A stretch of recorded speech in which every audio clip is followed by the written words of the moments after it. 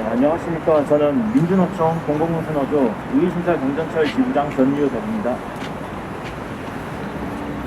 작년 하반기부터 서울시는 사업 시행자가 제출한 안을 토대로 사업 재구조화를 논의해왔고, 최근 우이신설 경전철에 6,100억의 재정 지원을 잠정 합의했다고 발표했습니다. 이 6,100억은 금융차입금 3,500억과 대체 투자비 2,600억을 합산하여 산출한 금액입니다. 하지만 사업 재구조와 정부 부담금 비교표를 따르면 장기 대출 이자 1,100억도 포함된 것으로 파악했습니다.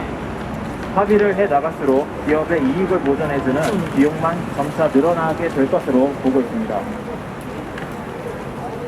지금부터 세 가지 상황을 말씀드리겠습니다. 첫 번째, 오세훈 시장은 지난 5월 구의역 사고로 희생된 김근우 길이며, 이러한 비극을 반복하지 않기 위해서 서울시는 대책 마련을 계속해 나갈 것이고, 그것이 서울시장이 가장 우선시해야 할 책임이라고 생각합니다. 라고 하셨습니다. 하지만 우이신설 경전철은 안전 담당 1인 근무가 여전히 발생하고 있습니다. 이는 오세훈 시장이 책임지겠다고 약속한 것과 상반된 우이신설의 현실입니다.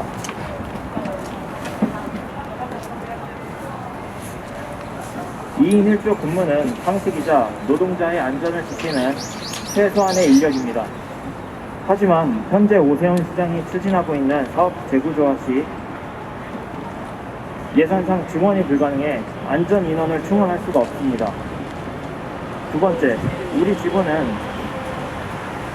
승객이 쓰러졌는데도 그 누구도 인지하지 못하고 출동하지 않는 승객 안전사고 2건을 확인했습니다.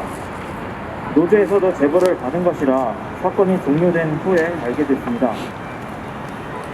우이신설 경전철은 관제실에서 각종 감시 업무 및 업무 지시, 작업 승인 등을 하면서 모든 CCTV까지 확인을 해야 합니다. 이 구조적인 한계가 있는데요. 우이신설 경전철에는 안전 인원이 없고 역무 부스에 컴퓨터와 모니터링 할 장비가 단 한 대도 없습니다. 바로 역에서 CCTV를 보면서 사고 시 발빠르게 대응할 수 없다는 점입니다. 이러한 미비한 현실을 개선하고자 한다면 안전요원을 증원해야 할 것이고, 역무 부스 개선 사업을 해야 합니다. 하지만 지금 추진하고 있는 사업 재구조화에서는 예산상 불가능합니다. 세 번째는 최근 4.19 민주묘지역 강화 사건으로 드러난 문제점이 있습니다. 바로 공백 역사 발생과 비상 대응 계획과 상반된 안전조치 대응입니다. 지난 11일 화재가 발생하여 화재 감지기가 작동하였으나 역에는 직원이 없었습니다. 왜냐하면 역에 배치한 안전요원이 열차 순회까지 해야 하기 때문입니다. 우이신설 도시철도 비상 대응 계획에 따르면 화재 상황을 접수할 경우 후속 열차는 전역에서 출발 대기를 해야 합니다. 그리고 이미 출발한 화재 발생역 진입 열차는 무정차 통과를 하게 되어 있습니다.